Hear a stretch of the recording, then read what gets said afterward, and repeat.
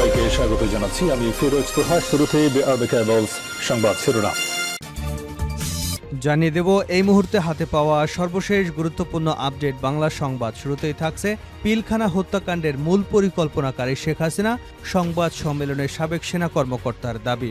জাতীয় প্রেস ক্লাবে পিলখানা হত্যাকাণ্ড নিয়ে সেনাবাহিনীর তদন্ত কমিটির প্রতিবেদনের বিষয়ে আয়োজিত সংবাদ সম্মেলনে কয়েকজন সেনা কর্মকর্তা জানিয়েছেন পিলখানা হত্যাকাণ্ডের মূল পরিকল্পনাকারী ছিলেন ক্ষমতাচ্যুত প্রধানমন্ত্রী শেখ হাসিনা। এ ঘটনায় সহযোগিতা করেছেন আওয়ামী লীগের বেশ কিছু নেতা। এছাড়া প্রধানমন্ত্রীর নিরাপত্তা বিষয়ক উপদেষ্টা মেজর জেনারেল তারিক আহমেদ সিদ্দিকীকেও পিলখানা হত্যাকাণ্ডের জন্য দায়ী করা হয়েছে। প্রিয় দর্শক, এই পিলখানা হত্যাকাণ্ডের বিষয়ে কে কে দায়ী ছিলেন তাদের বিষয়ে বিস্তারিত একটি প্রতিবেদন আমাদের হাতে এসেছে, আপনাদের সামনে উপস্থাপন করছি, সঙ্গেই থাকুন। এবারে জানাবো উত্তপ্ত মণিপুরে এবার রকেট হামলার পর সব স্কুল বন্ধ ঘোষণা। ভারতের উত্তর পূর্বাঞ্চলীয় রাজ্য মণিপুর যেন শান্তই হচ্ছে না।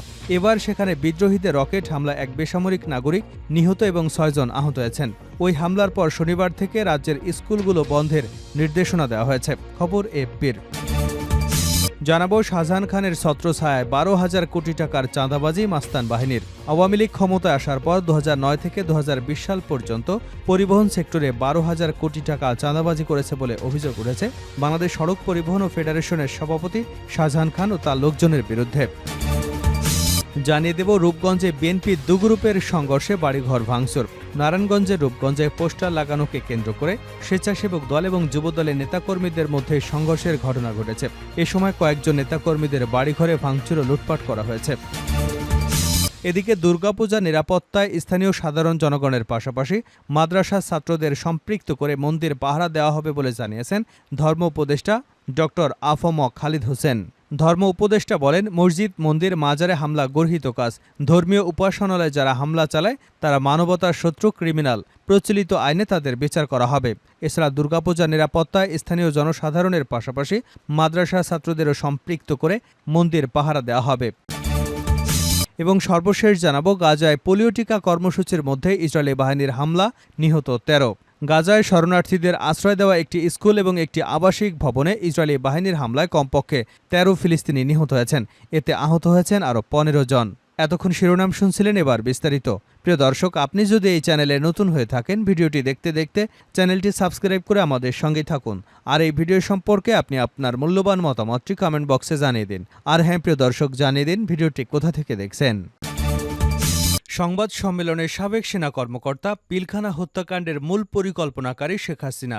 পিলখানা হত্যাকাণ্ডের মূল পরিকল্পনাকারী ছিলেন ক্ষমতাচ্যুত প্রধানমন্ত্রী শেখ হাসিনা। এ ঘটনায় সহযোগিতা করেছেন আওয়ামী লীগের বেশ কিছু নেতা। বৃহস্পতিবার জাতীয় প্রেস ক্লাবে পিলখানা হত্যাকাণ্ড নিয়ে সেনাবাহিনীর তদন্ত কমিটির প্রতিবেদনের বিষয়ে আয়োজিত এক সংবাদ সম্মেলনে কয়েকজন সাবেক সেনা কর্মকর্তা একথা বলেছেন।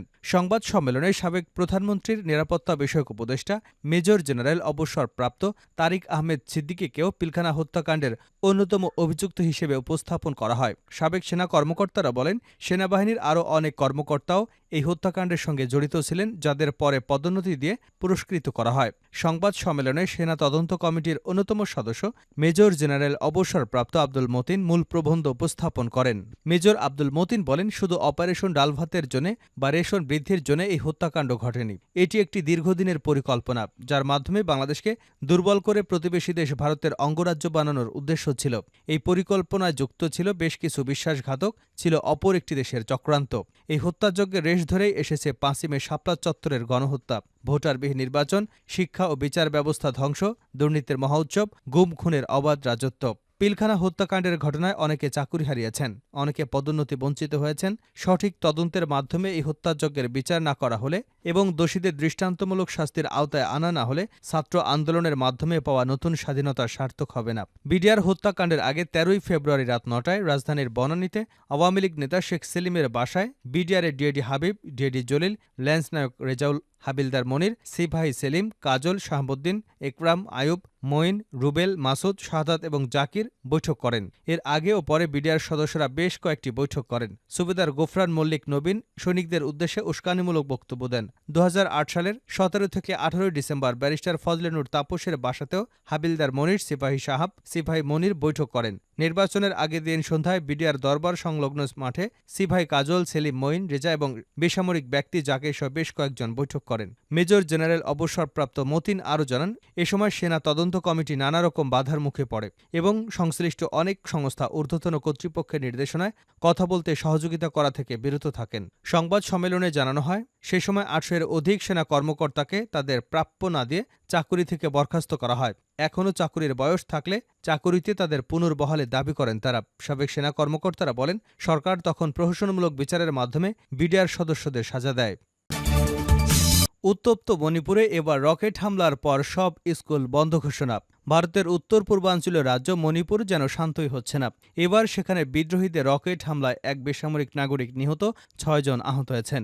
এ হামলার পর শনিবার রাজ্যের স্কুলগুলো বন্ধের নির্দেশনা দেওয়া হয়েছে। খবর এপির। ২০২৩ সালের মে মাস থেকে জাতিগত সহিংসতায় রণক্ষেত্র হয়ে আছে মণিপুর।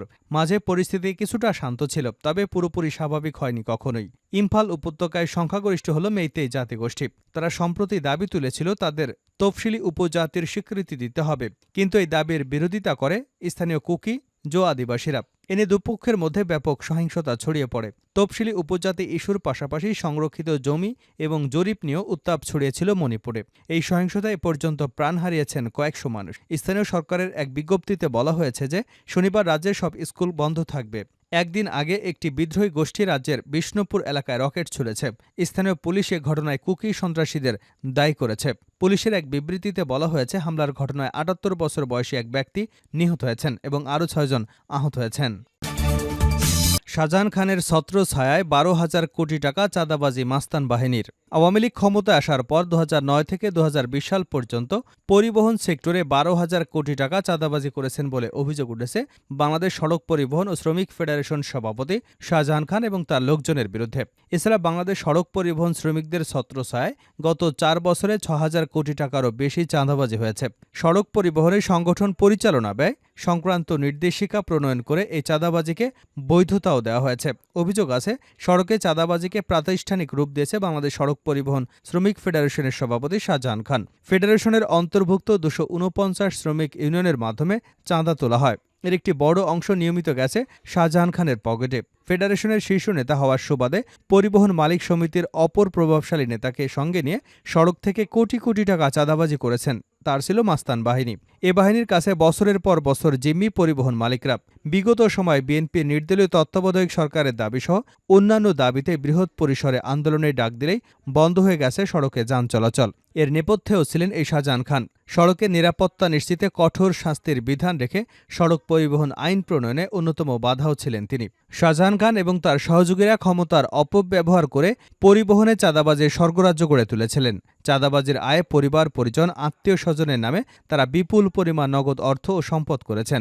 বর্তমান অন্তর্বর্তীকালীন সরকারের প্রধান উপদেষ্টার কাছে আমাদের আবেদন, অনতিবিলম্বে তদন্ত করে এসব অবৈধ সম্পত্তি জব্দ করে রাষ্ট্রীয় কোষাগারে জমা দেওয়া হোক। রূপগঞ্জে বিএনপির দুগ্রুপের সংঘর্ষ, বাড়িঘর ভাঙচুর। নারায়ণগঞ্জের রূপগঞ্জে পোস্টার লাগানোকে কেন্দ্র করে স্বেচ্ছাসেবক দল, যুবক দলের নেতাকর্মীদের মধ্যে সংঘর্ষের ঘটনা ঘটেছে।